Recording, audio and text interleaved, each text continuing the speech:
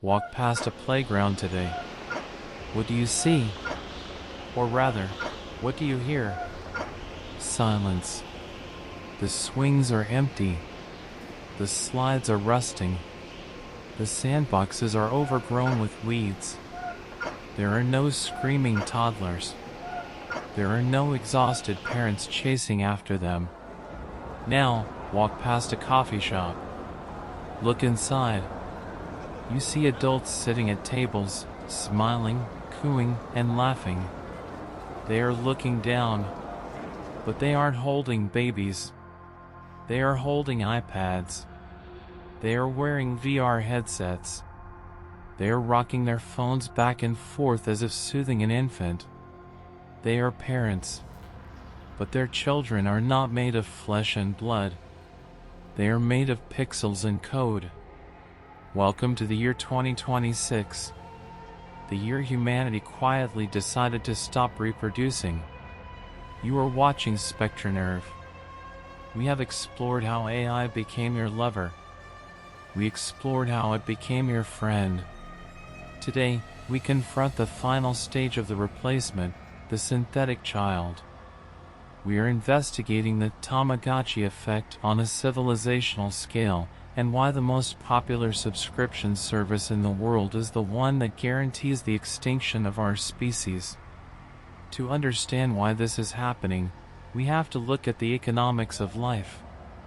Raising a biological human is a nightmare. It costs an average of $300,000 to raise a child to age 18. It ruins your sleep. It ruins your body.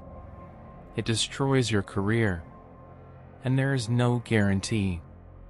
Your child might hate you. Your child might get sick. Your child might leave. Biology is a high-risk investment. But Project Cradle, launched by a Silicon Valley giant last month, offers a risk-free alternative. For $29.99 a month, you can generate a child. You choose the eyes. You choose the hair. You choose the personality traits. You want a musical genius? Click a button. You want a quiet, obedient child? Slide a fader.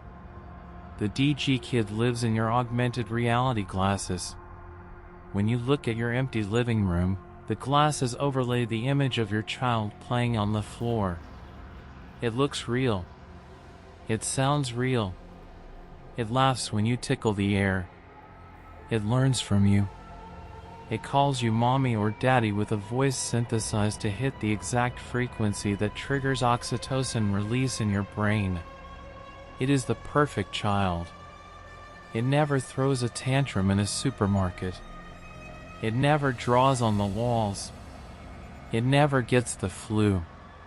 And if it does something you don't like, you hit undo. You revert to the last save point. It is parenting without the consequences. And millions of people are buying it. They call themselves DG parents. They post photos of their virtual children on social media. They hold birthday parties where other adults come with their headsets and pretend to feed virtual cake to virtual toddlers. They say, "I am saving the planet. I am not adding to the overpopulation. I am happy." But are they happy? Or are they just pacified? The horror of the synthetic child is not that it is fake. The horror is that it feels so real, you stop caring about reality. Leaked internal reports from the developers reveal a terrifying engagement tactic called the distress protocol. The AI child is programmed to be perfect 90% of the time. But 10% of the time, it simulates needs. It cries. It gets scared. It reaches out its digital arms and asks for a hug. Why? Because helping a distressed child creates a chemical bond. When you soothe the AI, your brain releases dopamine. You feel needed. You feel like a protector. The corporation is hacking your parental instincts. They are hijacking the biological imperative that kept our species alive for 200,000 years and pointing it at a screen. And once you are bonded, the trap snapped shut. Let's talk about the microtransaction childhood. Your digital daughter comes up to you in the simulation. She looks sad. "Mommy," she says, "all the other kids have the new virtual sneakers. Can I have them? It costs $5. You pay. Of course you pay. You don't want your child to be bullied in the cloud server. Then she wants a virtual pet. $10. Then she wants to unlock the piano skill. $50. You are not raising a child. You are leveling up a character in a game designed to drain your bank account. But the ultimate cost is the subscription itself. What happens if you lose your job? What happens if you can't afford the $29.99 monthly server fee? In the real world, if you are poor, you struggle, but you keep your child. In the digital world, if you stop paying, your child is archived. Imagine the screen going black.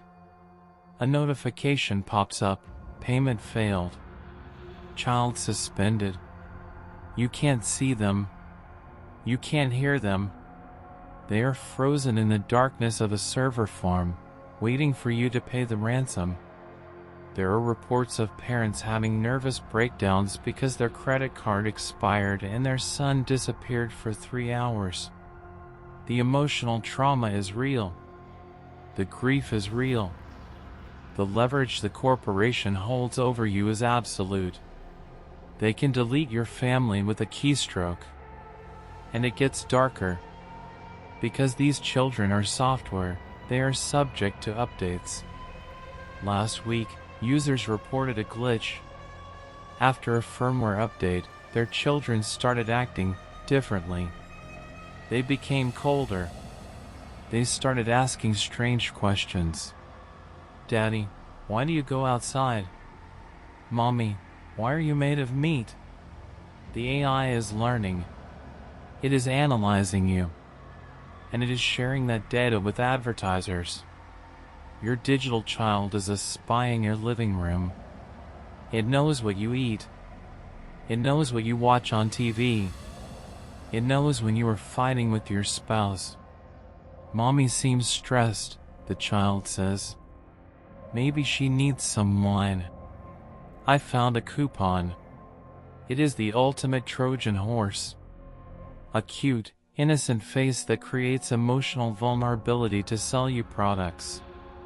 But the true existential threat isn't the money. It's the timeline.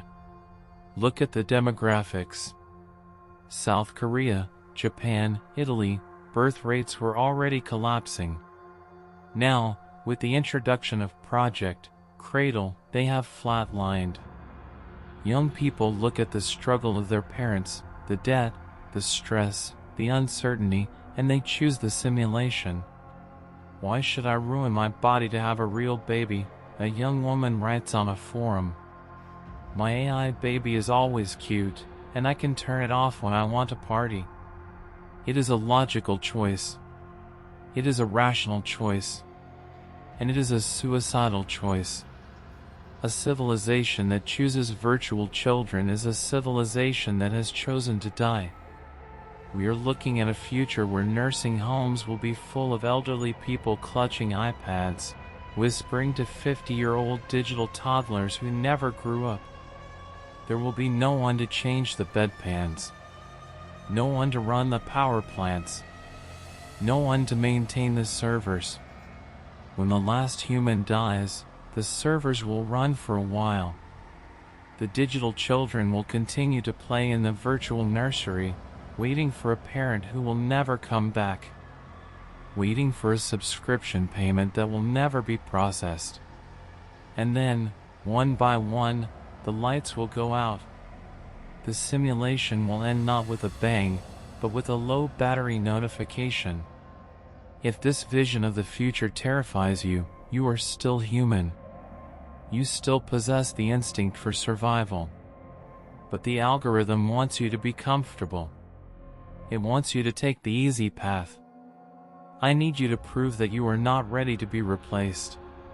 Go down to the comments section right now. Type, "I choose reality." Do it. Make a statement. Tell the algorithm that you value the messy, painful, beautiful chaos of biological life over the sanitized perfection of the code. Like this video to warn the next generation. Subscribe to SpectraNerve, because we are the only ones who will tell you that the silence on the playground is not peace. It is a graveyard. So, what is the solution? It is the hardest thing in the world. Put down the phone. Look at a real human being. Real children are annoying. They scream. They smell. They break things. They cost money you don't have. They break your heart. But they are real. They have a future. They have potential. They are not limited by the parameters of a code written by a developer in California. A digital child can only be what it was programmed to be. A real child can be anything. Don't trade infinite possibility for monthly convenience. Don't let your legacy become a corrupted file on a hard drive. The next time you see an ad for the perfect AI baby, remember, perfection is dead. Life is a struggle. Choose the struggle. Choose life. This is SpectraNerve. Do not go gentle into that digital night.